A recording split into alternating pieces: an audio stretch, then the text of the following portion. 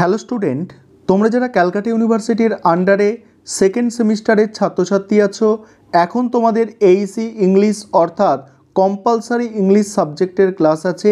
আজকের ক্লাসে তোমাদের যেটা আলোচনা করব, রবীন্দ্রনাথ টেগরের লেখা একটা স্টোরি তোমাদের সিলেবাসে আছে, রামমোহন রয়।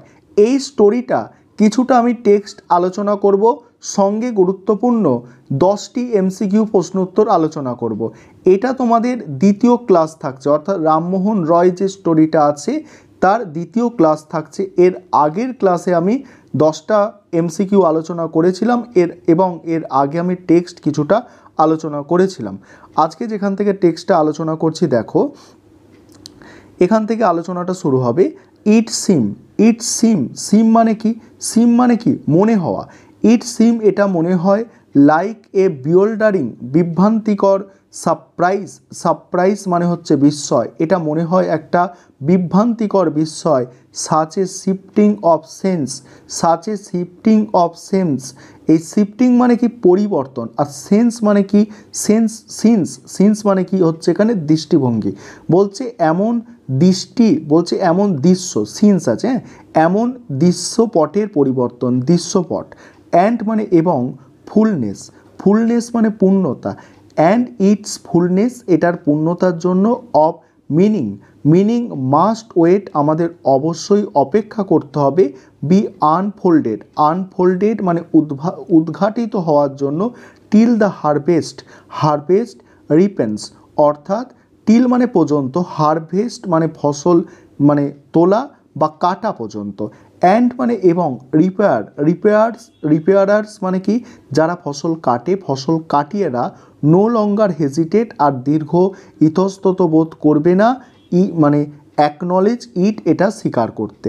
তারপরে কি বলা হচ্ছে দেখো, রামমোহন রয় এসেছিল টু হিজ কান্ট্রিম্যান মানে একজন দেশবাসী হিসাবে, অ্যাজ অ্যান আনওয়েলকাম মানে কি? আনওয়েলকাম মানে ওয়েলকাম করে না, স্বাগত না জানানো হিসাবে।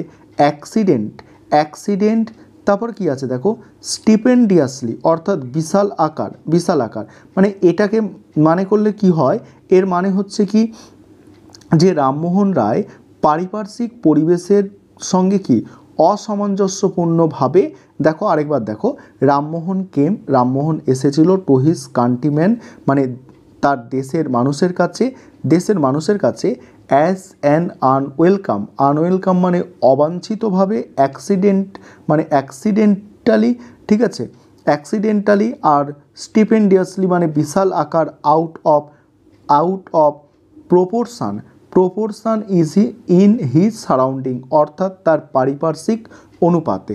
তারপরে দেখো, অ্যান্ড মানে এবং, ইয়েট মানে তাও, হি ওয়াজ দ্য ম্যান সে হচ্ছে একটা মানুষ, ফর হোম মানে যাকে, আওয়ার হিস্ট্রি মানে আমাদের ইতিহাস, হ্যাজ বিন ওয়াচিং মানে দেখেছিল, থ্রো দ্য নাইট মানে রাত্রি ধরে, the man who was represent মানে যে প্রতিনিধিত্ব করেছিল, ইন হিজ লাইফ তার জীবন দিয়ে, দ্য কমপ্লিট সিগনিফিকেন্স মানে সম্পূর্ণ তাৎপর্যপূর্ণ, অফ হিজ স্পিরিট মানে তার আত্মা বা মন দিয়ে। দেখো মিশন মানে লক্ষ্য ছিল, টু ল্যান্ড মানে তার ভূমি, টু হুইচ বিলং যেখানে তিনি মানে বাস করতেন। ইট ওয়াজ এ লোনলি লাইফ এটা ছিল একটা নিঃসঙ্গ জীবন। বাট মানে কিন্তু, হ্যাড ফর ইটস কমরেড মানে তার সঙ্গীরা, দ্য নোবেল পাথ স্পিকার অর্থাৎ মহৎ পথ সন্ধানকারী ছিল। হু প্রেজ মানে আগে এসেছিল, হিম মানে তার, ইন ইন্ডিয়ায় মানে তার আগে ভারতে।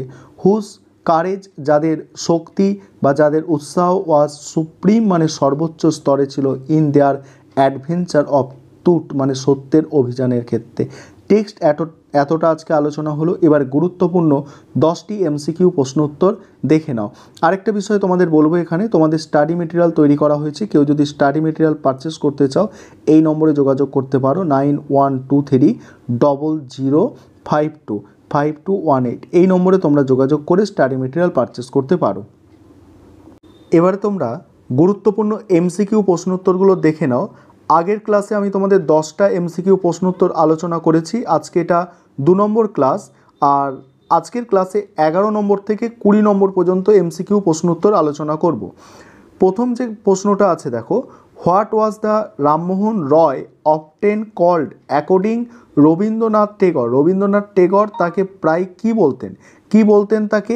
The modern man of India, অর্থাৎ ভারতের আধুনিক মানুষ। What is the practice of sati. সতী প্রথাটা কী ছিল? সতী প্রথা দেখো, বার্নিং মানে পুড়িয়ে দেওয়া হতো, অ্যালাইভ মানে জীবিত, উইডো মানে বিধবাকে, অফ ডেড ম্যান মৃত মানুষের সঙ্গে, অন দ্য লেটার মানে পরবর্তীকালে, চিতায়, ঠিক আছে, স্প্রে মানে হচ্ছে চিতায়। তারপর দেখো পরের প্রশ্ন, which organisation did Rammohan fight against narrow doctrines of the Hindu society. Hindu সোসাইটির যে ন্যারো ডকট্রিনস আছে, মানে সংকীর্ণ যে মতবাদ আছে, যে তত্ত্ব আছে, তার জন্য কি প্রতিষ্ঠান তৈরি করেছিল? দ্য ব্রহ্ম সভা, পরবর্তীকালে নাম হয়েছিল লেটার নোন অ্যাজ দ্য ব্রহ্ম সমাজ। নেক্সট প্রশ্ন, ইন হুইচ ইয়ার দ্য ব্রহ্ম সমাজ ওয়াজ এস্টাবলিশ। কখন ব্রহ্ম সমাজ এস্টাবলিশ হয়েছিল? অ্যান্সারটা দেখো, অ্যান্সার হচ্ছে 1828। পরের প্রশ্ন, হু কনফেয়ার দ্য টাইটেল অফ রাজা আপন রামমোহন রয়। রামমোহন রায়কে কে রাজা উপাধি দিয়েছিল? আকবর। তারপরে দেখো পরের প্রশ্ন, 16 নম্বর প্রশ্ন, in what term did Tagore describe the arrival of Rammohan to his countryman. অ্যান্সারটা কি হচ্ছে দেখো, অ্যান্সারটা আজকের টেক্সটের মধ্যেই তোমাদের ছিল, আনওয়েলকাম অ্যাক্সিডেন্ট। পরের প্রশ্ন, why was Rammohan Roy not accepting by Hindu at first. Answer হচ্ছে because he want against the privileging practice of Hindu সমাজ। 18 নম্বর প্রশ্ন, what did Rabindranath want to mean by word কনফ্লেন্স